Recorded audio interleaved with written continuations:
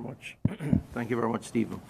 Ladies and gentlemen, members of the media, good morning, and thank you for joining us for this digital press briefing as we continue to update the nation on the latest developments as it regards to COVID-19 and Jamaica's response. First item, upon the recommendation of the Ministry of Health and Wellness, the Cabinet has decided to enforce enhanced COVID-19 measures in the parish of Manchester. This will take effect today, Monday, the 25th of January, for a period of 2 weeks ending Monday, February 8th, 2021. Manchester has seen a rapid increase in cases, with 125 new cases between January 10th and 24. In addition, the cases are spread across the parish, with over 30 communities affected. There is non-compliance to infection prevention and control measures, as many persons are not wearing masks, and there is more crowding and gatherings that are observed on the ground by the surveillance team. The parish of Manchester accounts for some 11.3% of all confirmed COVID-19 cases in the last 2 weeks, and presently 5.3% of the total confirmed cases ever for the country are in that parish. The positivity rate for the parish has been the highest in the last 2 weeks, which is now over that period has been approximately 28% or 27.8%. And it is 3 times the national positivity rate, which stands at some 10.8%. So based on testing, based on surveillance, Manchester is far ahead, unfortunately, in terms of positivity rates, over 3 times the national average. As it relates to death per population, Manchester ranks 9th overall. The health team in the parish has reported an increase in the number of persons presenting with symptoms of COVID-19 at health centers and the hospital. Contacts of these persons are also found to be positive when contact tracing is carried out. There is also an increase in hospitalization of persons in the parish with respiratory illnesses, 85% capacity. This is compared to 78% for the Western Regional Health Authority, 61% for Sierra, and 56% for the Northeastern Regional Health Authority. So there is an increase in hospitalization, and these are the indicators that we use to determine whether or not we need to increase the restrictions. Once we see positivity rates going up, hospitalization going up, and this, of course, is in keeping with attempting to not be overwhelmed the public health system, because that would lead, of course, to persons not getting care. Of note is that our major hospitals in the region are at the amber and red alert levels. Mandeville Regional Hospital, 76%, and Percy Junior Hospital, 83% occupancy. Again, we have to manage those numbers so that we do not become overwhelmed. In addition, there has been an uptick in the number of persons who have been found to be positive for COVID-19 from general hospitalization surveillance, that is, persons who are admitted to hospital for another condition when routinely tested for COVID-19. Those persons are found to be positive for COVID-19. Therefore, ladies and gentlemen, in keeping with the Disaster Risk Management Act, the curfew hours for Manchester will begin at 7 p.m. this evening, that's Monday the 25th of January, and end at 5 a.m. on Monday, February 8th, 2021, with persons allowed to move about between 5 a.m. and 7 p.m. each day. During the period, gatherings in a public place should not exceed 10 persons, and markets and vending in public arcades and public transportation centers are only allowed between the hours of 6 a.m. and 6 p.m. Additionally, between January 25th and February 8th, 2021, public transportation authorized by the Transport Authority Act will be allowed to operate between 4 a.m. and 8 p.m. and no passengers being transported between the hours of 4 a.m. and 5 a.m. and 7 p.m. and 8 p.m. I want to also point out that the ministry has concerns for the parishes of St. James and St. Anne, and we continue to monitor those parishes on the ground using our various public health teams at the level of the primary healthcare system as well as the parish public health team. And we will keep the country updated, but want to remind those persons in those residents in those parishes as well as the country to be mindful of the protocols and to take particular caution as we move around in protection of ourselves, but also our families, communities, and by extension, parish. I want to comment briefly on private labs and COVID-19 testing, which has been a talking point over the past week or so. The ministry notes with concern the number of pop-up testing sites that have been reported in the media over the past number of weeks. A number of persons now offering tests of all types and using methods that in some instances are not validated, and charging fees too, I may add, that are astronomically high when compared to the cost of these test kits. And this is information that we have in the ministry, meaning the cost.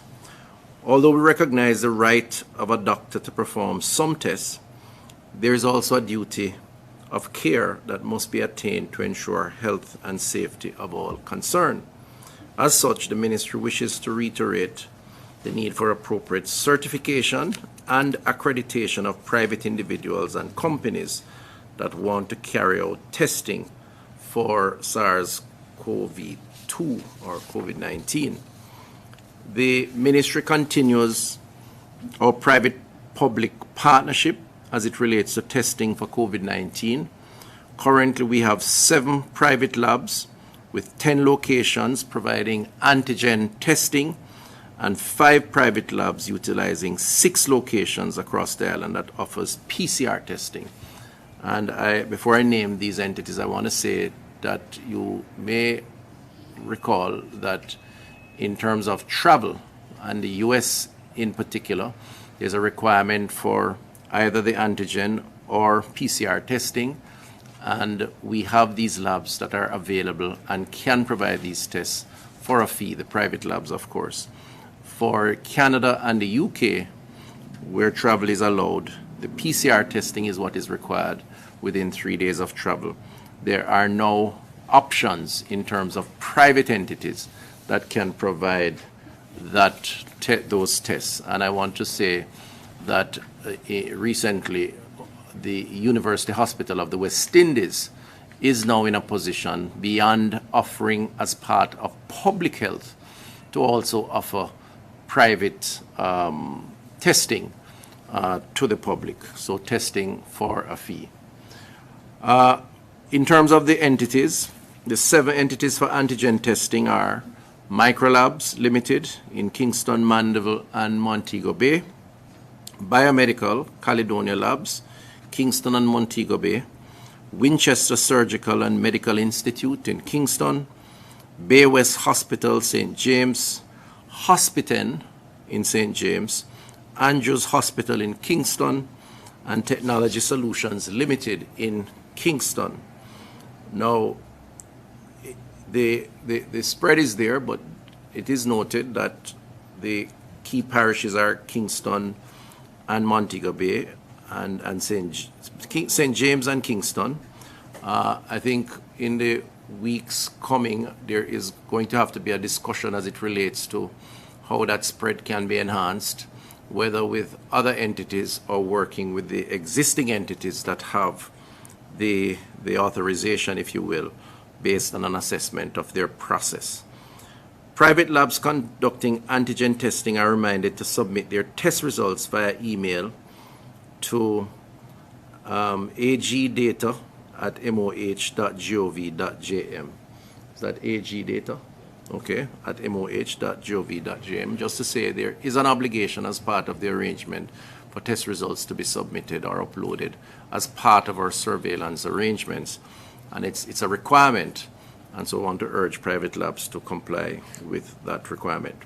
For PCR testing, the entities are Carigen, and Carigen works also, they are located at the University Hospital of the West Indies, but they also work with microlabs who will collect samples and then they do the testing. So if you want PCR testing, you can also go to microlabs. MD Link in Kingston, Biomedical, Caledonia Labs, Kingston and St. James, Bay West Hospital in St. James, and Technology Solutions in Kingston. So a number of private entities now able to offer PCR testing. We'll continue to work with other private partners who are interested in working with the ministry to expand the testing capacity in the country. Organizations that are interested can contact the National Public Health Lab. That's the National Public Health Lab, headed by Dr. Hamilton, for further information as to how they can qualify to be a part of offering these tests. The ministry also wishes to advise private labs to visit the JANAC website, and JANAC is based in the Ministry of Industry, Investment and Commerce, Minister Shaw, and to participate in the enhanced accreditation program for medical labs. Interested private labs should visit the JANAC website at www.janaac.gov.jm. That's www.janac.gov.jm to access more information and to download the application forms for registration. The Ministry of Health and Wellness supports this initiative of the Ministry of Industry, Investment and Commerce and encourage all interested parties to register and to get accredited. A quick update on vaccines. You may recall that last week I tabled in Parliament, which is last Tuesday, the Interim National Vaccination and Deployment Plan. It outlines the overall strategies for the deployment, implementation, and monitoring of the COVID-19 vaccines in country and is developed in a way that ensures alignment and integration with the National COVID-19 Response and Recovery Program. The plan will be placed on the website of the Ministry of Health and Wellness at www.moh.gov.jm, and I certainly encourage all Jamaicans to visit, to review the plan, and if you have questions, you can pose those questions via the website or through any of our local entities or health centers, hospitals. This plan is developed and based on information which is currently available and the assumptions the government is able to make based on the current available information. There will be future updates to the plan as new information becomes available. During the coming weeks, the ministry will also host a town hall meeting on the plan, and we invite all Jamaicans to participate in this forum where the plan will be discussed and critical questions will be answered related to the vaccination and the plan's rollout. In terms of governance structure, multi-sectoral and multi-stakeholder governance structure has been established to lead the coordination and deployment of the COVID-19 vaccine. This structure includes the previously announced establishment of a National Vaccine Commission to provide strategic and technical oversight to develop and implement the national deployment and vaccination plan for the introduction of COVID-19 vaccines in Jamaica. So we want it to be as broad-based as possible so that the stakeholder bodies throughout the country are aware and the country is aware as to the plan and what is going to be done. A national coordinating committee has also been established to design, plan and provide leadership to the field on all activities related to vaccine introduction. The NCC will guide the priority actions and engage in an ongoing risk assessment so as to ensure that the plan remains relevant. The NCC will be supported by 4 subcommittees: the Parish Medical Officers of Health and the Parish Expanded Program on Immunization Coordinators. The NCC will have responsibility for providing updates on the ongoing assessment of the safety, immunogenicity, I think I got that right, yes, efficacy and duration of protection of candidate vaccines. We have already begun to sensitize our healthcare team through several sensitization sessions held with over 200 healthcare workers. The sessions have included information on the COVAX facility and the vaccines and the interim national vaccination and deployment plan. So we're addressing our internal stakeholders. The ministry has also begun the process of recruiting a communications consultant to lead the process of a public education campaign. While that process is ongoing, we have started the sensitization or sensitizing the public on fundamental vaccination information and advertisements in the print media and on social media. In the coming weeks, we will also roll out a CAP survey to assess the knowledge, attitude, and likely level of acceptance with respect to the vaccine.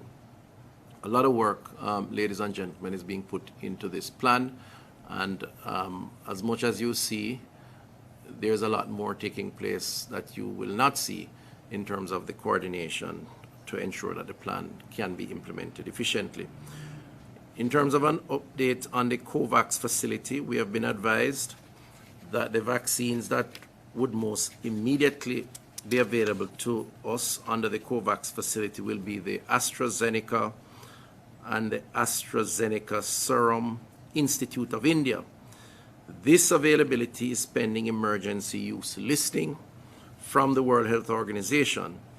The expectation remains that it will be available for delivery during the first quarter, as we have said, meaning in April.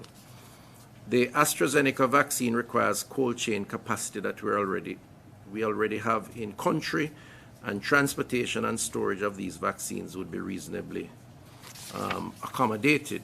Thereafter, the next vaccines that become available through the facility would be the Novak, Johnson & Johnson, Janssen. And the same process would follow in terms of what is required, in terms of educating or informing the public and coordinating with our various stakeholder groups. In terms of the arrangements outside of COVAX, further to the announcement that Cabinet had given approval for the ministry to source safe vaccines from other facilities outside of the COVAX facility, I am pleased to announce that meetings have been held with the ambassadors of China, Cuba, and India, respectively.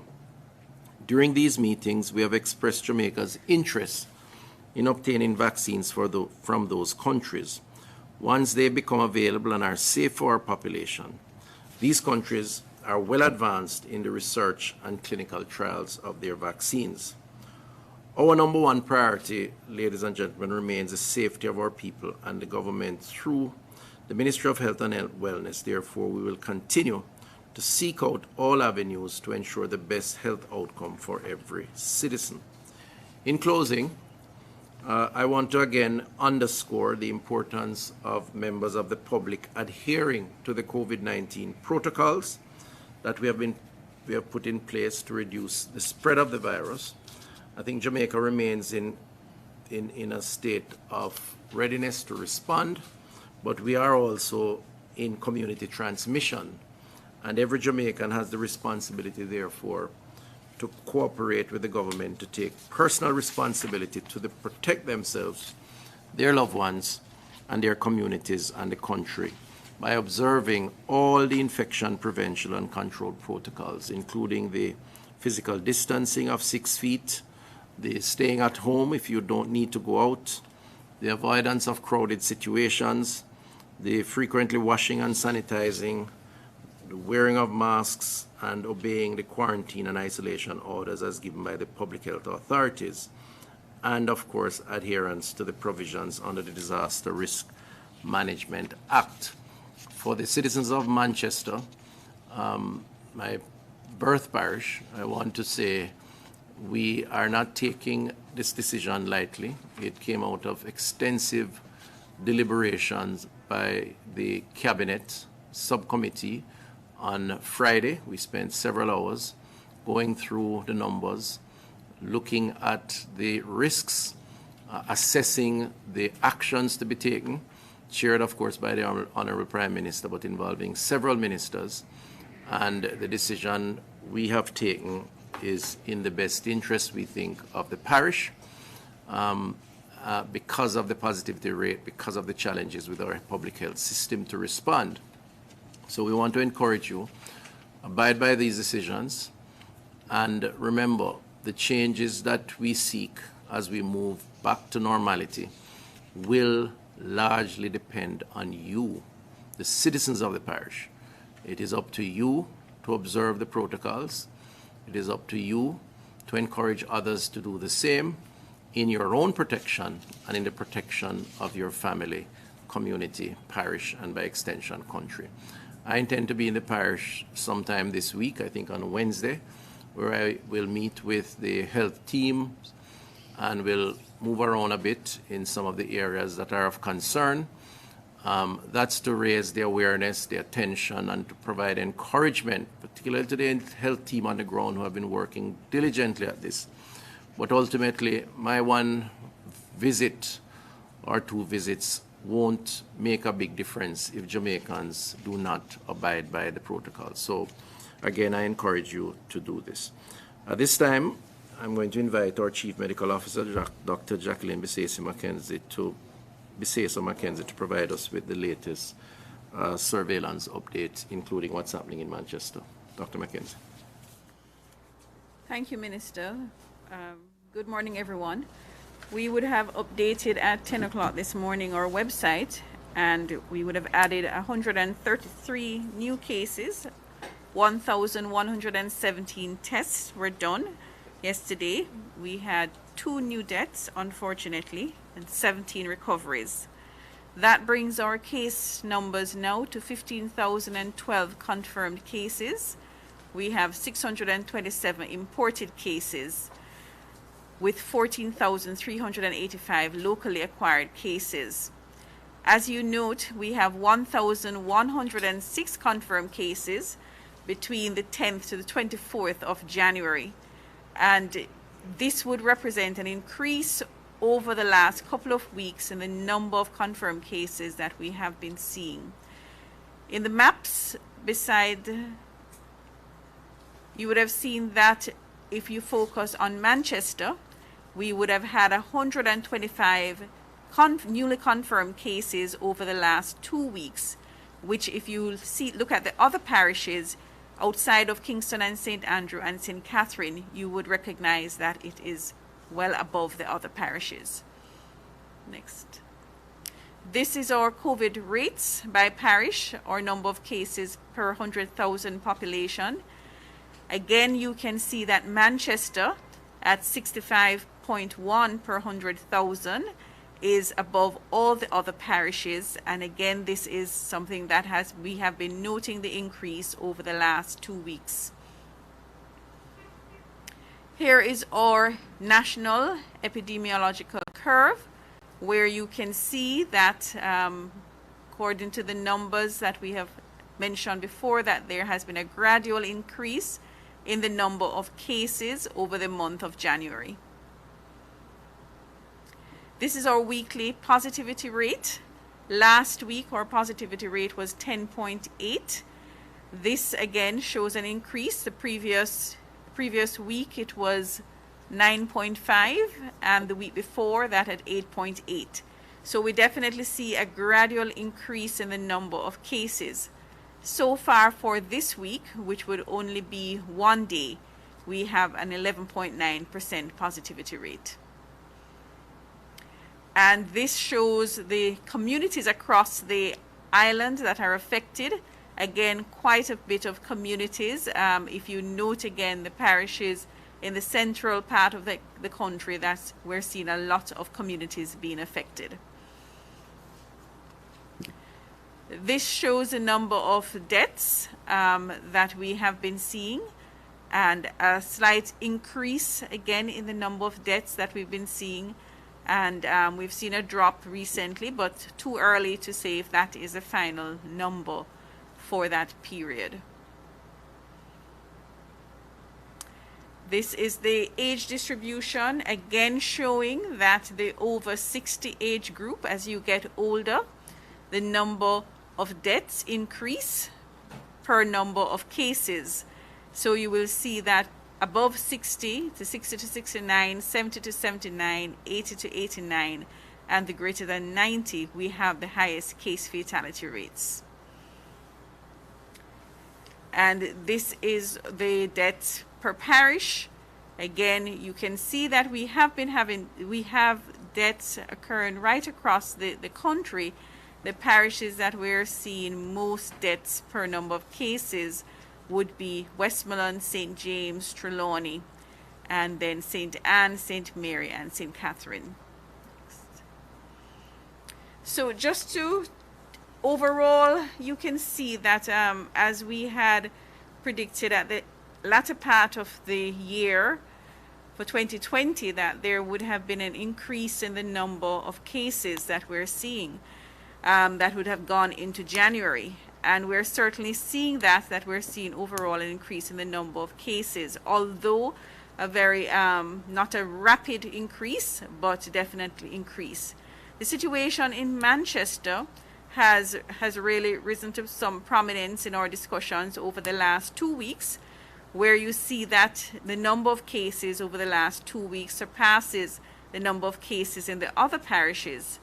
And this is, next slide, this is the Epicurve for Manchester, where you can definitely see the concentration of an increased number of cases towards the end of January. And right across the parish, what we're seeing are that several different communities are being affected.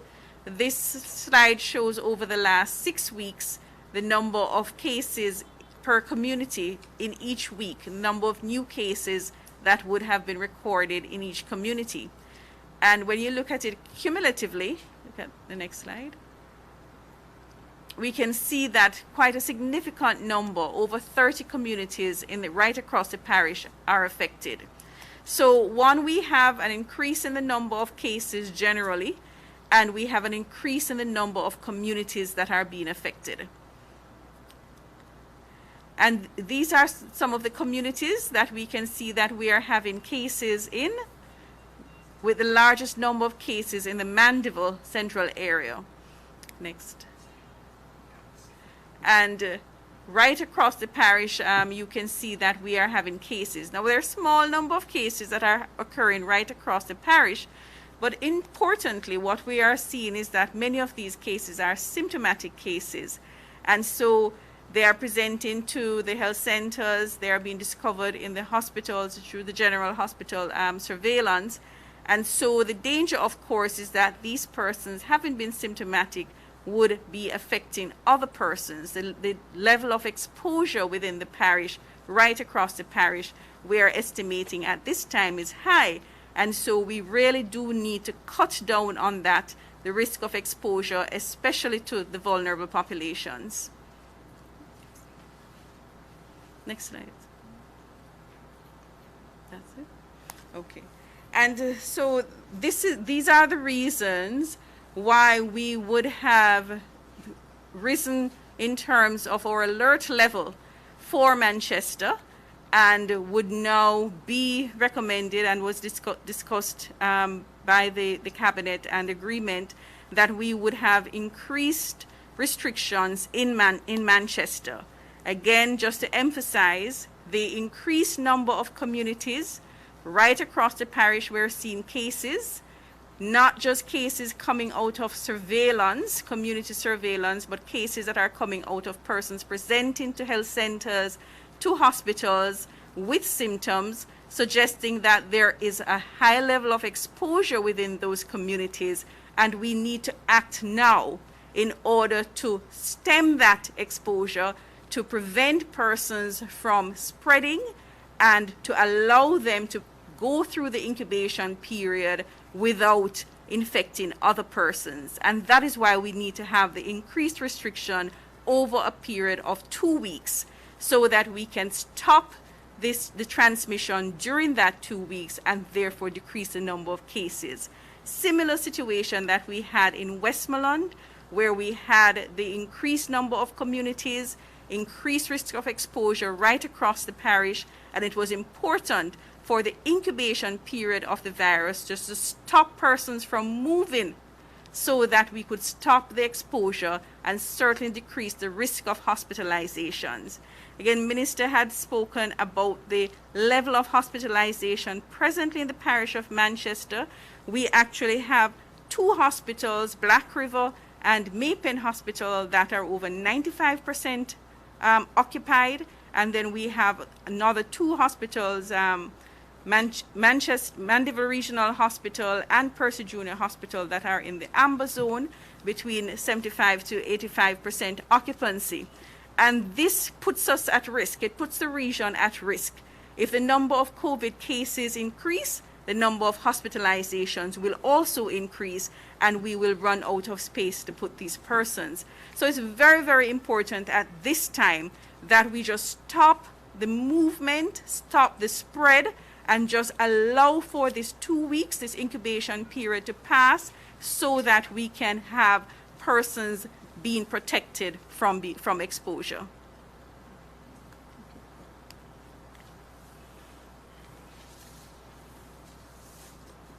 All right, thank you very much, CMO.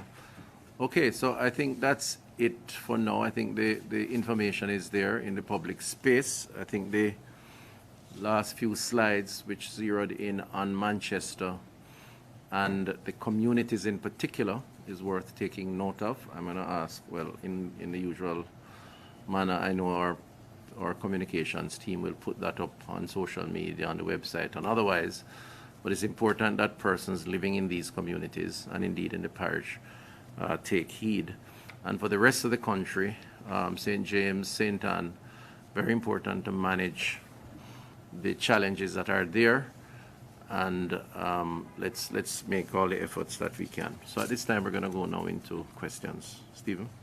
Thank you very much, Minister. Just reminding our media colleagues to use the raised hand feature on Zoom to pose questions to our team. We'll go to Janet Silvera from the Gleaner.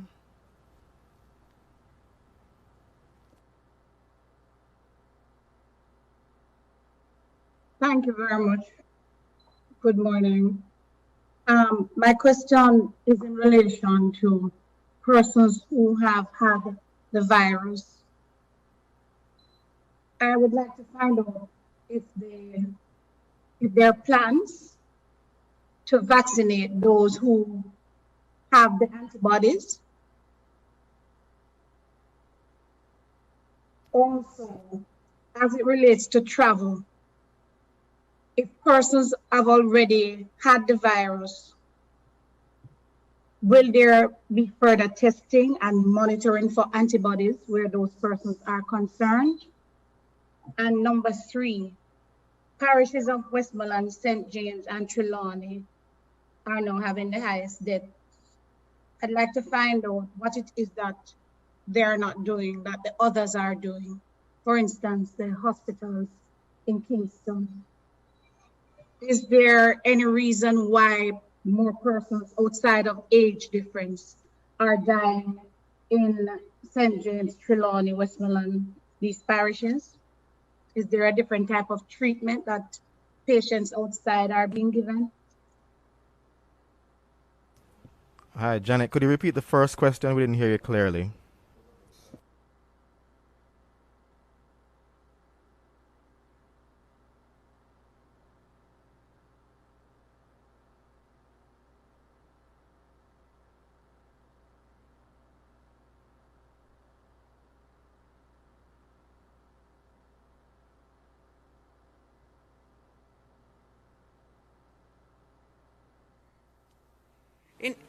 To answer the first question, whether persons who would have had the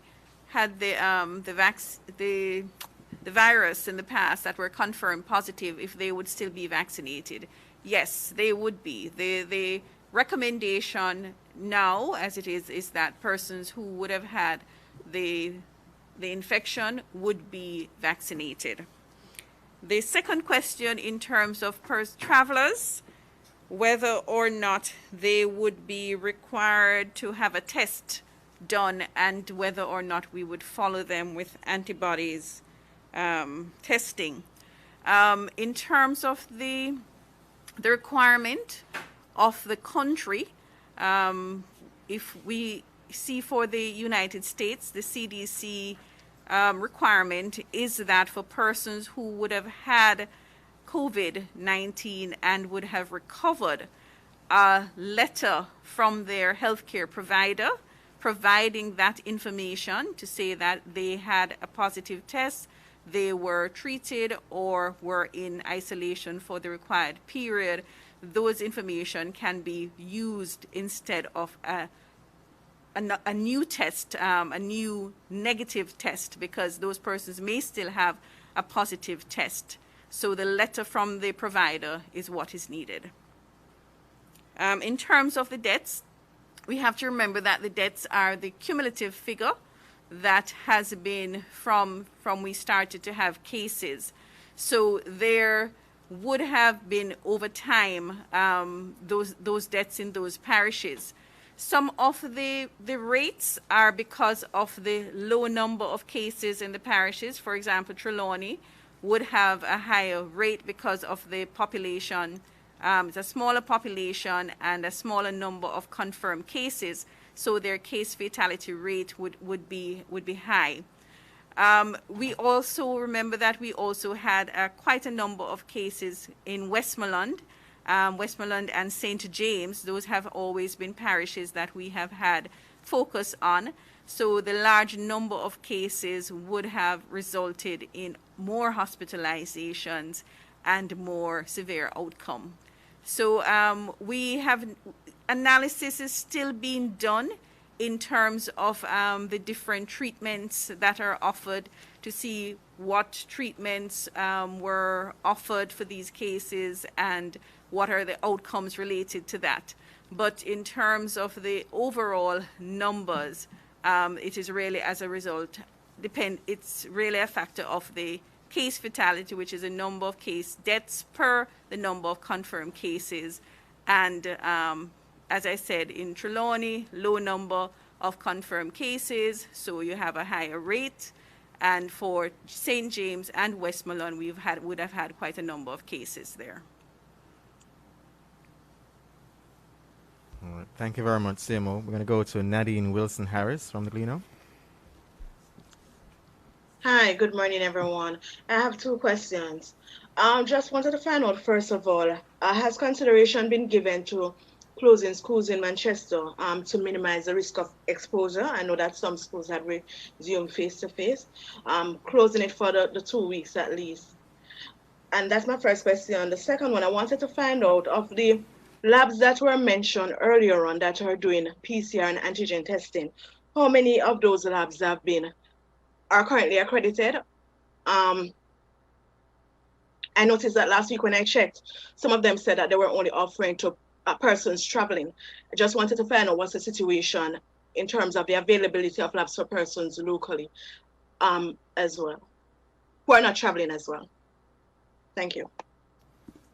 Okay. On the issue of schools, the assessment is an ongoing one to the extent that we have had to tighten the restrictions in the parish. Clearly, a discussion would have started to take place with the Ministry of Education, my counterpart, the Minister of Education. That assessment will continue during the course of today. We do have a cabinet meeting today.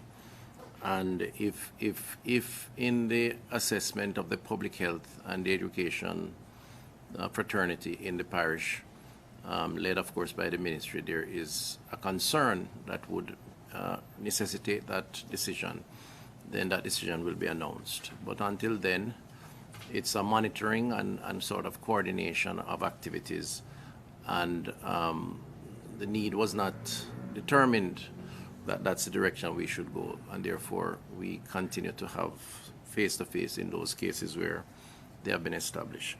So we'll keep you posted on that. The other question was about labs and accreditation. I announced a number of labs that are now administering the tests. So that was contained in the report. In my Accreditation. Oh, are they all accredited? You mean from a JANAX perspective? No. I can't tell you which ones are and which ones aren't. What I will say, though, is that the process that the ones that we've announced had to go through, involving the public health team, involving the training that PAHO collaborated with us on, would have seen these entities that have been announced meeting the standards to be able to administer these tests. And so they have gone through a process that we have coordinated and led, and we are satisfied that they are able to offer. I don't know if the CMO wants to add anything further to that.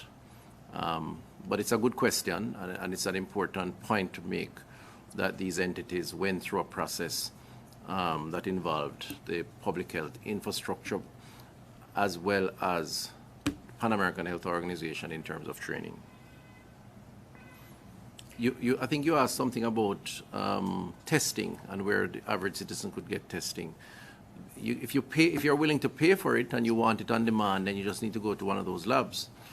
If in the public health system there is an assessment done by a clinician that you should be tested, then the test is administered in the public health system. Sebo?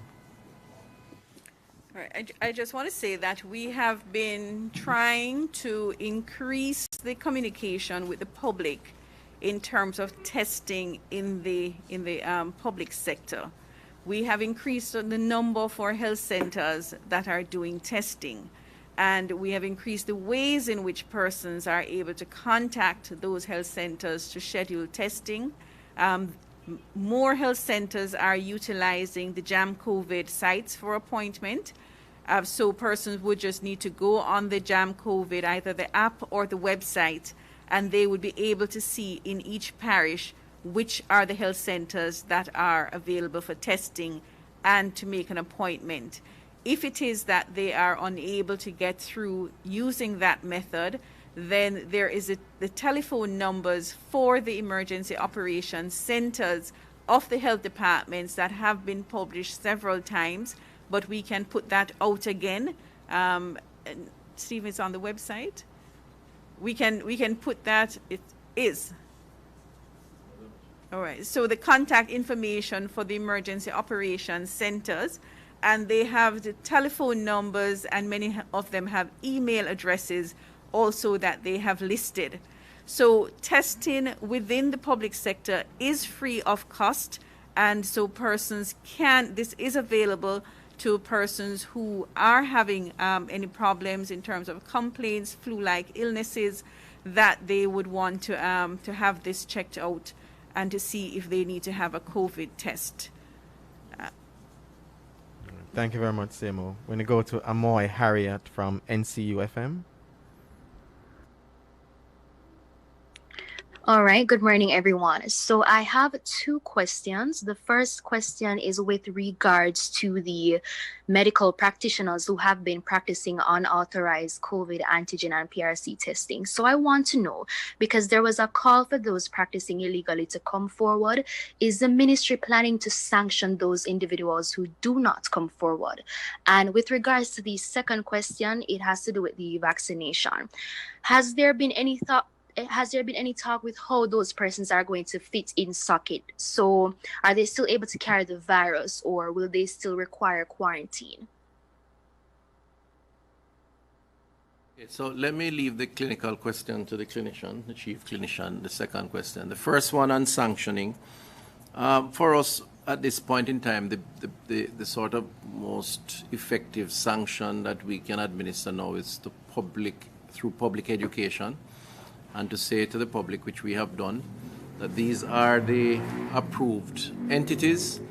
And when we say approved, as I said earlier, these are the entities that have gone through the training, that have been assessed, and that are found to have the capacity, whether it's equipment, personnel, or material, test kits that are approved, to administer a test with a fairly good, reasonable extent of accuracy. Others are there and are administering tests, there is no law, particularly if they are a trained clinician, a doctor, that would allow us to go in and to sort of confiscate what they have and to sort of enforce in that way. But we are hoping that the public will be aware, the buyer be aware, that's a critical principle of commerce, and that they will support those entities that are approved. And those that are not will seek to make right by making the contact, as we have announced with the National Public Health Lab, to get those systems in place. And we're prepared to provide the support as best as possible for them. I'll ask the CMO now to speak to the issue, the other question. Right. In terms of the vaccinated individuals, the information that we have is saying that persons may be able to transmit the virus still, even if they are vaccinated. And so therefore, persons who are vaccinated are still required to adhere to the infection prevention and control measures, which are the wearing of the mask, the physical distancing, the hand sanitizing and environmental sanitizing, as well as to stay home if they have any symptoms. Remember that not everybody who is vaccinated will not get COVID-19. There are still a percentage of persons who will have the infection. And even though we have seen up to 95% efficacy in some of the vaccines reported, 5% of a large number is a large number. So there are still going to be a significant number of persons who may develop COVID-19. And so it is very important that you still adhere to the precautions. In terms of quarantine, it's very difficult at this time when we don't have all the information on all the vaccines. We have information so far on 2 vaccines, the Pfizer and Moderna, that indicates that for the Pfizer, it takes up to about 7 days for persons to start developing immunity, and for the Moderna, 14 days. So we know that, at least for these 2 vaccines, that there is going to be a period of time when, if the persons are exposed to the virus, that they can become infected because they have not yet developed immunity. So therefore, it suggests that quarantine certainly is going to be necessary for a short period of time. And when I say a short period of time, I'm talking relative to when the person had the vaccine, not the quarantine period itself of 14 days. So because we only have information on 2 vaccines already, and we await the information of the other vaccines, it is difficult for us as a ministry to set a rule at this time. We certainly are looking at it, where we are investigating the information and to try to come up with a reasonable period of time that would be able to allow persons, after a certain period have passed after they've gotten the 2nd dose, or they have been fully immunized, because some of the vaccines will have 1 dose, to say that that is a period after which they will not require quarantine. But until we have more information and until we have made that announcement, the 2-week quarantine period remains in force for persons who have received the vaccine and travel to Jamaica. All right, thank you very much. CMO, I have 3 questions from Prince Moore. He's asking, Dr. Tufton, how do you respond to the calls for the reopening of the entertainment sector? And what accounts for the delay in making a decision to hold some sporting events, namely football? Okay, so the to the extent that the agencies of the state, and I say agencies of the state deliberately because it's not just about the Ministry of Health. In terms of entertainment, the Ministry of Local Government and Rural Development, Minister Mackenzie, the Minister of Sports, Minister Babsy Grange, and of course, in collaboration with Health, are critical players as it relates to those types of events. It really boils down to a matter of a risk assessment and the events that may enhance the risk of the spread of the virus and the protocols that are put in place and the practicality of implementation of these events given the protocols that exist to control spread. We have been in dialogue along with our other ministries and ministers to examine these activities, and we have put forward in many cases proposals as it relates to an approach or protocol. I know that we have had starts and stops in terms of sporting events, and Minister Desmond Mackenzie, I think, is most briefed on that. In fact, I heard him this morning on a radio program speaking to the entertainment industry and the challenges, if you will, with maintaining the protocols when these events are taking place, and the fact that we have had some events approved or a particular format for certain events to take place. But it's difficult. It's difficult in the and the same would apply for sports. It's difficult in the context of what is happening in the environment at a particular point in time. It's difficult in the context of just managing the spread of the virus, again, with the ultimate objective being not to become overwhelmed, or public health infrastructure, which is important to preserving life. And while we continue to have the dialogue, and we had one as late as last week with Minister Babsy Grange, a discussion around sports, the truth is that it really has to do with what else is happening within the environment and how we respond. What we will do in public health, the ultimate goal is to establish a set of protocols around, the physical distancing, the mask wearing, the numbers that congregate, that sort of thing, the sanitization stations and so on. And then the ministries that have direct responsibility, whether for sports or entertainment, will be the ones to interface beyond those, guided by those protocols, as it relates to which of these events would be allowed or otherwise. But again, I say the principle is the risk assessment, those decisions based on the risk at a particular point in time.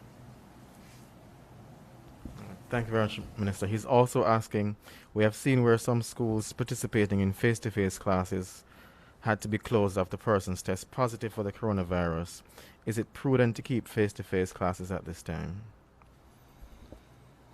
Again, it is a function of the protocols that are put in place and the risks mitigating or mitigation event, activities around those protocols facilitate. We have to balance all the variables. In terms of our young people and school, they have been out for the most part of last year. There are significant negative consequences of that, whether mental health or their learning and development. And it was important for us to look at how best we can balance those risks to facilitate the face-to-face arrangements. A lot of work has gone into coordinating the activities between health and education, and there are triggers that would allow us to pull back if the decisions to go forward with face-to-face become compromised at the risk of the child or the teachers or administrators or even the parents in the homes that they go home to.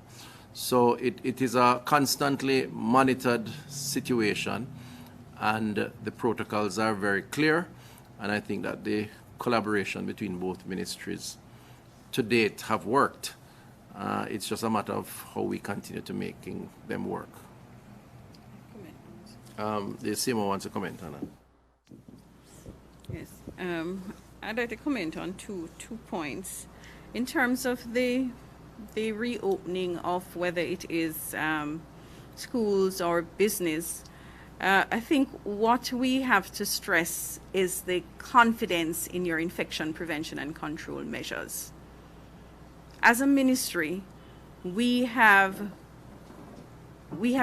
said over and over that if you maintain the infection prevention and control measures, then you're able to decrease your risk of exposure quite significantly. So if it is that you're wearing a mask and the person that is in the room with you is wearing a mask and you are maintaining your physical distance, your risk of exposure is going to be extremely low. And so these protocols must be sufficient whether in fact I am positive that it would decrease the chance of me passing on COVID-19 to somebody else, or whether I am in a room sitting beside somebody who is COVID positive, that I can be confident that I am not going to get it. My risk of exposure is very low.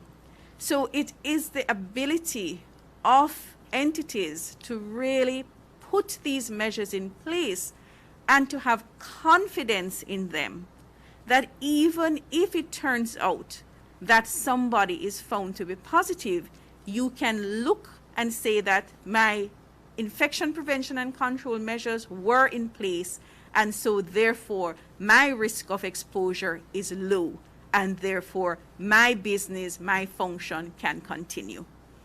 So it really comes down to, regardless of everything else, the maintenance of these measures.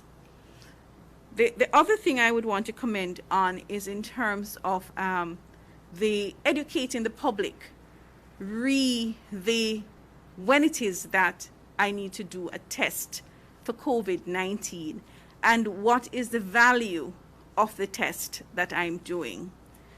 Because you will go to different places and tests are offered. If you are without symptoms and you do an antigen test, then you have to recognize that you cannot rely on a negative antigen test, because the pickup rate of an antigen test in a person without symptoms is low. So therefore, it means that you still have to adhere to your infection prevention and control measures. Now that these antigen tests have become available, a lot of persons that are accessing it through approved providers, some through unapproved providers, those that we have not had a chance to look to see if they're doing everything correctly. But you must not replace the doing a test with, and you're getting a negative test, to think that it means that I am fine and therefore I can stop wearing my mask, I can stop having physical distance, I can go out in the public despite the fact that I'm having some mild symptoms. You must recognize what is the value of the test. The PCR test is a test that you can rely on more to have a good pickup rate. But even the PCR test, very early in illness, may be negative. And so therefore, we cannot replace the need for the infection prevention and control measures. Many persons are hurrying to do tests and are spending a lot of money doing these tests. And really and truly, what they really need to do is to stick to the infection prevention and control measures to prevent the risk of exposure and spreading COVID-19. Thank you very much, Simo. We're going to go to Damian Mitchell from the Gleaner. Hi, thank you so much. Is there an issue with the testing capacity in the health ministry at present? Our testing capacity is to test for persons that are well, let me just say it is either for case management, case investigation, or for surveillance. And we have different surveillance activities in terms of testing all our persons with influenza-like illness. Where we have vulnerable communities, we are testing our vulnerable communities. Where it is that we have contact tracing, we're testing those persons, and in our general hospital surveillance. So those are the public health interventions in terms of testing that we are doing.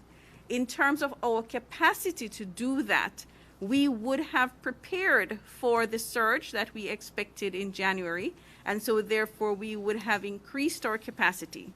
We, however, face the challenges that a lot of other countries face, in that sometimes, despite the best of planning, despite even having the money in hand, sometimes it is not so easy to get the reagents, and sometimes we may fall behind for a day or two, and then we try to catch up as soon as we get the reagents in country. So even the best laid plan, we have challenges carrying it out. But we are not facing a challenge in that we are unable to do our public health interventions.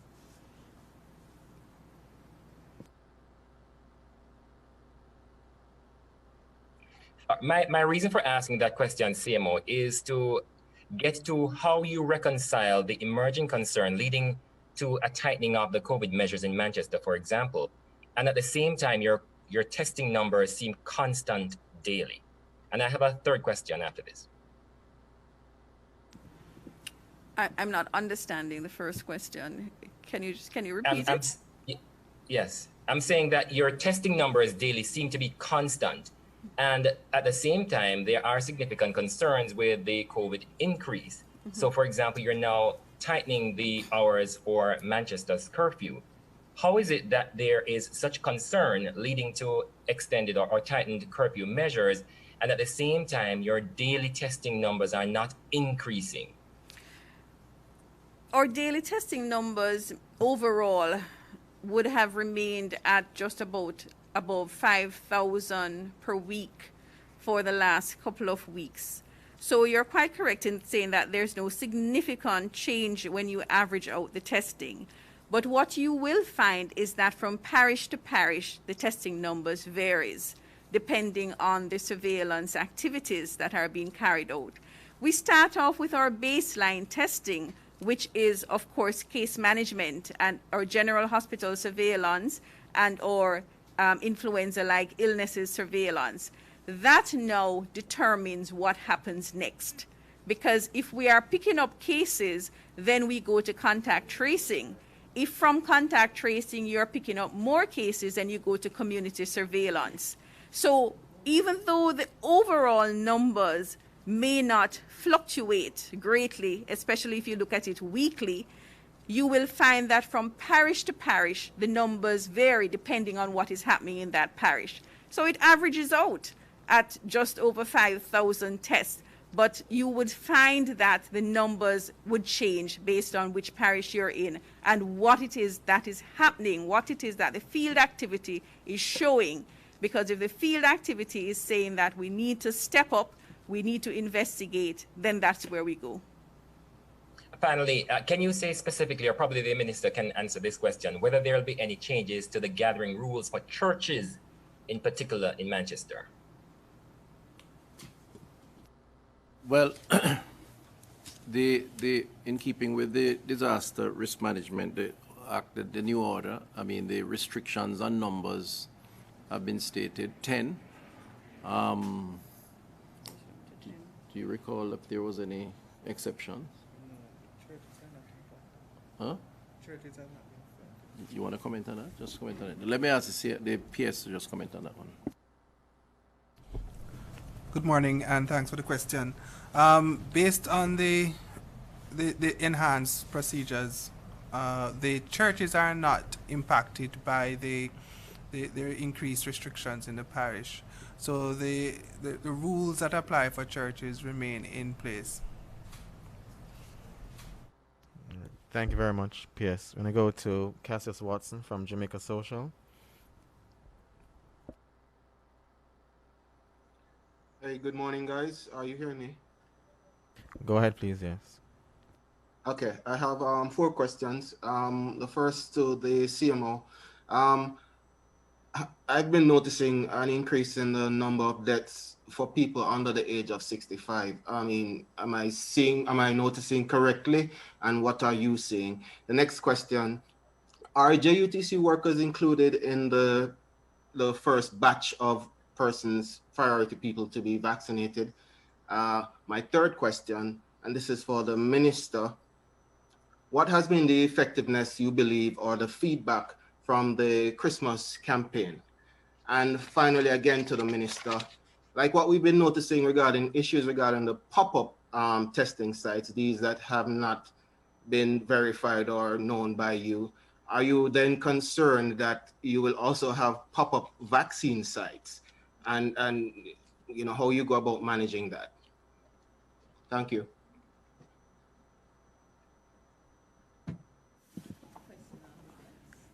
So with respect to the deaths, this Our chief epidemiologist, Dr. Webster Carr, will respond to the first question. Thank you, Minister. So with respect to the deaths, there has been an increase in the number of deaths recently, and the spread is throughout all age groups. What is significant, though, is the comorbidities.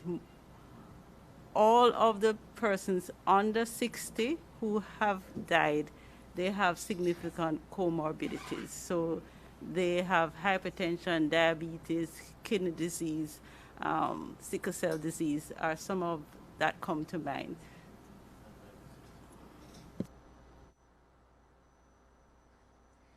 The JUTC, is it JUTC?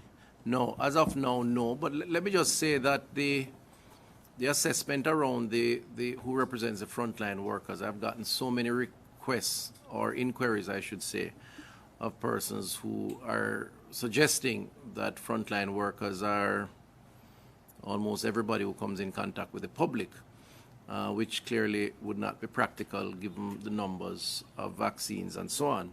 So it is an issue that we have to assess. Remember now, we are looking to try and get more than the 16%, and additional categories, if you will, of workers will be added to the list. But as of now, they are not on that initial list. Okay. The issue of the effectiveness of the campaign, I have my own thoughts, but let me ask the CMO to come in first, and then I, if necessary, come in after. Right. So the Christmas, you called it the Christmas campaign, but actually our campaign in preparation for the spike that we were expecting in December, January, started in November. And if you recall, the kind of spike that we expected to have in certainly now from the earlier weeks in January and December, we really did not see it. We saw a very gentle uptick in the number of cases, that we're still seeing that rise. But when we considered the takeoff point in terms of comparison to August, July, August, our takeoff point was much less in at that time in the summer and than what we had in November. And yet we have not yet surpassed the number of cases that we have that we had in the summer spike. So there has been a success that we think in terms of decreasing the number of cases. We certainly don't think that we could have prevented an increase in the number of cases, but certainly the rate of increase, I think that we have made, the effort that we made have really paid off. In November, one of our strategies was that we really went all out, all our parishes, in terms of our investigation of our vulnerable communities. We saw what was happening across the world, where the number of cases in the old people's homes would have contributed significantly to their spike. And our aim was to pick up cases early, intervene early, and to prevent hospitalizations of this very vulnerable group, where we knew that if we had hospitalizations, it would have resulted in severe illnesses and deaths. So during the month of November and going into December, we visited almost every infirmary, nursing home, and we tested. And where we picked up the 1 or 2 cases that were for the most part asymptomatic, we were able to isolate those persons, manage those cases, and in part of that management was the establishing of the relationships between these homes and the health department, so that even later on in the month, whenever they suspected anything, the health department was informed quickly and was able to go in and intervene. So these measures, certainly our communication campaign, as we continue to increase awareness. The other strategy we had was that as soon as a community came on our top 20 listing, we would have gone into that community. That again caused that the majority of the cases that we were picking up through surveillance measures, and so therefore were not symptomatic persons, and we were therefore able to educate the communities in terms of the increased awareness of infection prevention and control measures. So the visibility that we had with our minister being in these communities and across the island, and the media campaign, we thought increased awareness even more. A lot of persons say that people are not listening and people are not adhering, but some people are. And the fact is that it is because some people are listening and some people are adhering that we are in a better position than we could have been. So overall, I think that our campaign during the period of November and December has done well in terms of decreasing the number of cases. We only have to see what is happening in other countries that have similar populations to ours, that how their numbers have gone up, their hospitalizations have gone up. And it really is the tremendous effort of all the persons, the healthcare providers within the parishes that have made this difference. Okay, let me just say in relation to and I say ditto to what the CMO said, I think the team has done well, and I really want to commend them for their efforts. In regards to the pop-up sites for vaccines, I want to just say that, like testing, I suspect that over time you will see persons or entities offering a solution to those who require vaccines as they are for those who require testing. And indeed, I think there's a likelihood that you'll have a sort of underground or black market, as some would refer to it as, offering these solutions. I really want to emphasize the importance of persons recognizing their role, their personal responsibility in supporting the legitimately recognized entities for these services. For starters, I certainly would not advise anyone to go take a supposed vaccine from an entity or individual without some legitimacy assigned to that entity or individual, because you never know what you're going to get, and that could not be in your best interest. The same should apply too for testing. And I understand the eagerness, the anxieties around trying to overcome the fears of the unknown, the fears of the virus. And I understand that persons want a sort of quick fix to the problem. The reality is that if the world had a quick fix, we would not have COVID-19 lasting so long and so many persons dying. There's no quick fix to this public health, global public health threat. Otherwise, the world would have found significant solutions and much more advanced solutions long ago. And the most developed parts of the world, with all the resources, we are all searching for a solution. And sometimes we, frankly speaking, are unfairly blamed or criticized in public health for not moving fast enough. And while I appreciate the need to move fast and to move as fast as possible, that has to always be balanced with the public health interests, with the lives of individuals who are at stake. And I think for the most part, we have moved at a pace that is an important balance between trying to find the solutions and at the same time protecting the interests of all concerned. And that's our primary goal. So just as testing would for vaccines, I think it's important that we recognize the information that's put out there and that we recognize our role in abiding by those critical protocols. Thank you. All right. Thank you very much, Minister. And apologies to our media colleagues. There are a few more questions, but we have run out of time to ask those questions. So just give us your closing remarks, Minister. Right. The time is getting on us, and I know we have a meeting now to discuss indemnity for vaccines.